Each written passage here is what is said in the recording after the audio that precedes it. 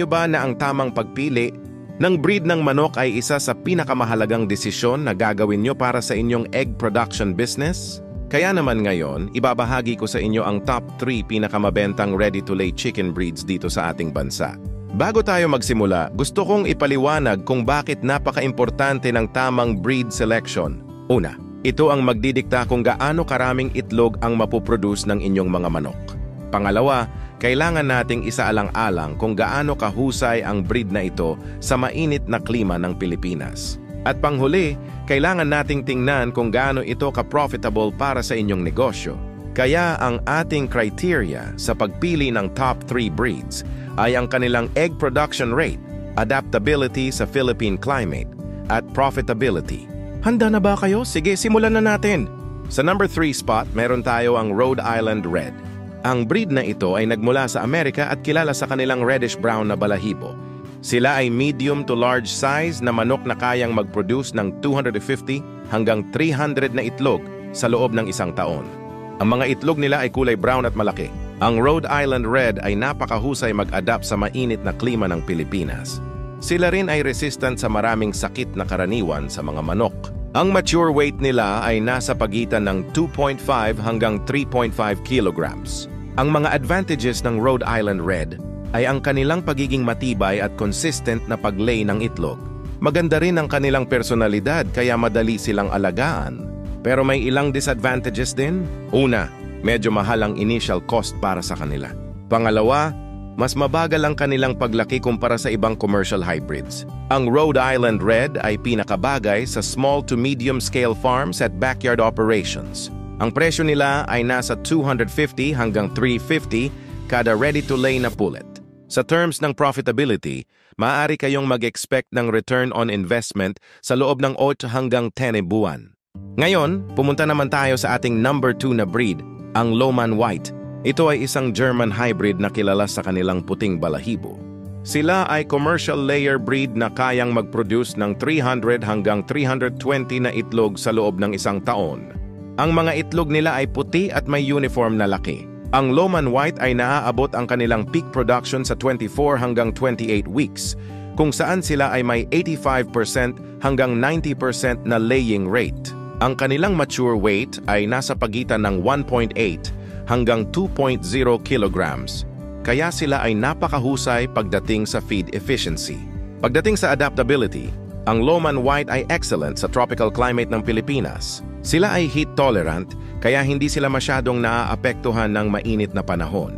Ang kanilang feed conversion ratio ay nasa 2.2 hanggang 2.4 kilograms ng feed para sa isang dose ng itlog. Ang mga advantages ng Lohmann White ay ang kanilang mataas na egg production, excellent feed efficiency, at consistent performance. Pero may ilang disadvantages din. Una, kailangan nila ng proper management. Pangalawa, sila ay medyo sensitive sa stress. Ang Lohmann White ay pinakabagay sa commercial operations at medium to large-scale farms. Ang presyo nila ay nasa 410 hanggang 460 kada ready-to-lay na pullet. Sa terms ng profitability, maaari kayong mag-expect ng pinakamabilis na return on investment sa loob ng 6 hanggang 8 buwan. At ngayon, dumating na tayo sa ating number 1 na breed, ang DeKalb White. Ito ay isang American hybrid na kilala sa kanilang pure white na balahibo. Sila ay lightweight breed na kayang mag-produce ng 320 hanggang 350 na itlog sa loob ng isang taon. Ang mga itlog nila ay puti at malaki. Ang DeKalb White ay naabot ang kanilang peak production sa 90% hanggang 95% na laying rate, na siyang industry standard.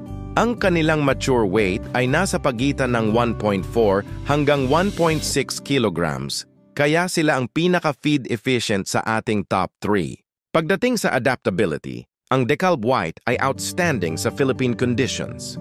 Sila ay heat stress resistant, kaya napakahusay nila sa mainit na klima ng ating bansa.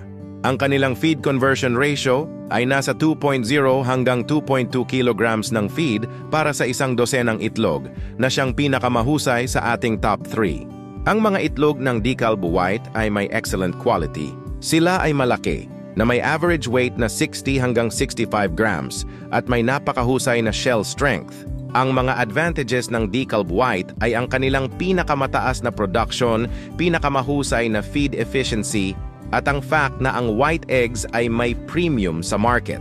Pero may ilang disadvantages din. Una, kailangan nila ng consistent management. Pangalawa, sila ay medyo sensitive sa mga pagbabago sa nutrition.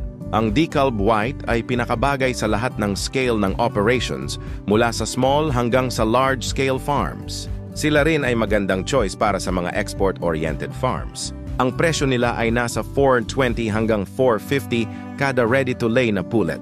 Ang decalb white ay may malaking market advantage dahil ang white eggs ay mas preferred sa urban markets at sa mga bakery. Sa terms ng profitability, sila ang may pinakamataas na profit potential at maaari kayong mag-expect ng return on investment sa loob ng 5 hanggang 7 buwan lamang.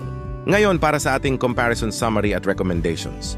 Kung titingnan natin ang production, ang decalb white ang nangunguna sa 350 itlog kada taon, sunod ang Lohmann white sa 320 at ang Rhode Island red sa 280.